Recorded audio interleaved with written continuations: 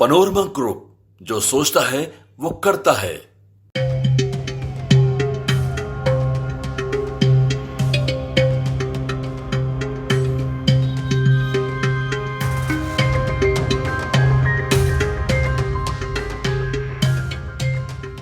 इसी साल बिहार में विधानसभा के चुनाव होने हैं और सितंबर महीने से आचार संहिता लागू हो जाएगी।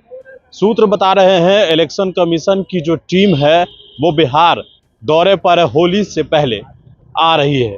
2 दिवसीय इलेक्शन कमीशन की जो टीम है वो बिहार दौरा करेगी। साथ ही पटना और सभी जिलों के डीएम के साथ बैठक होगी। बाकी जो अपर मुख्य सचिव हैं, प्रधान सचिव हैं, उनके साथ भी बैठक चुनाव आयोग करेगी।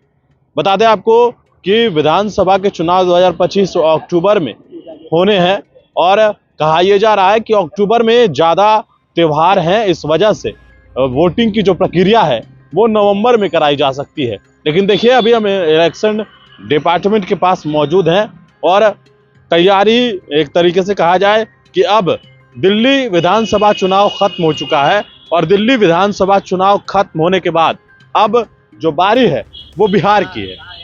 और बिहार में किस तरीके से आने वाले वक्त में दिल्ली विधानसभा चुनाव खत्म होने के बाद बिहार में राजनीतिक सरगर्मियां बढ़ गई है।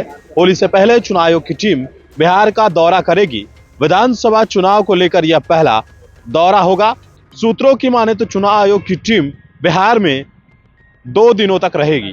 टीम पहले डीएम के साथ पहली समीक्षा बैठक करेगी। इसके बाद मुख्य सचिव और डीजीपी के साथ मीटिंग तय है।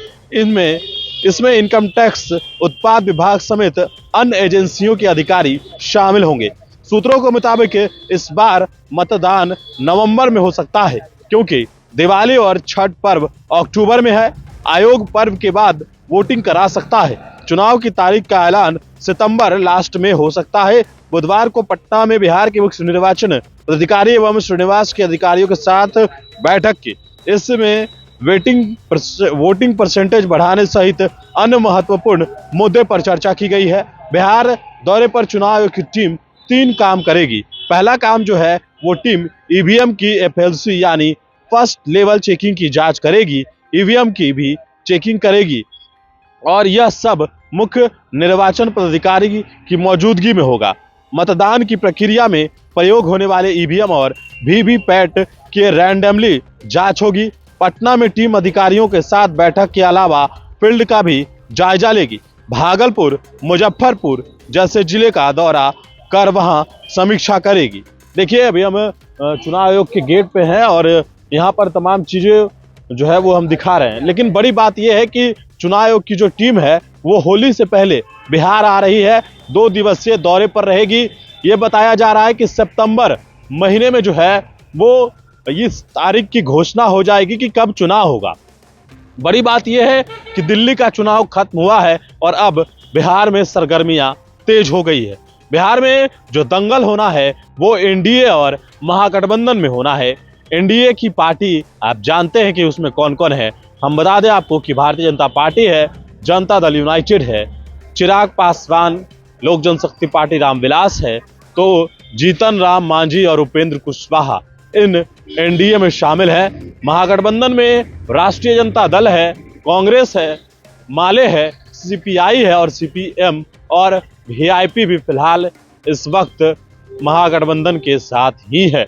बड़ी बात यह है कि इस बार जो चुनावी दंगल होगा उस चुनावी दंगल में बाजी कौन मारेगा, क्योंकि चुनाव फिर से एक बार बिहार में नीतीश कुमार के चेहरे पर ही होना है और एक तरफ नेता प्रतिपक्ष जो मौजूदा तेजस्वी यादव हैं तो वही भावी मुख्यमंत्री के उम्मीदवार होंगे।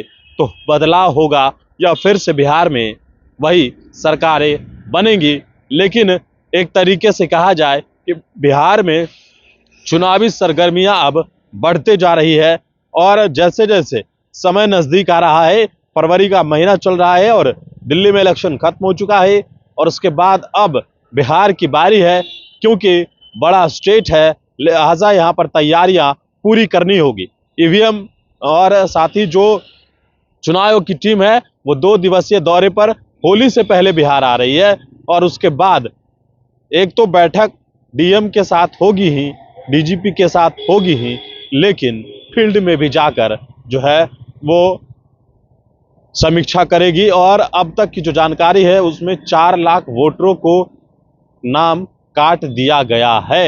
ये बड़ी बात है, लेकिन देखना होगा कि आगे जब चुनाव आयोग की टीम यहाँ आती है तो क्या कुछ होगा, ये देखने वाली बात होगी। लेकिन फिलहाल हम जो अपडेट पहुंचा रहे हैं महेश फाउंडेशन के साथ, सहयोगी अभिजीत के साथ, मैं रंजन सिंह।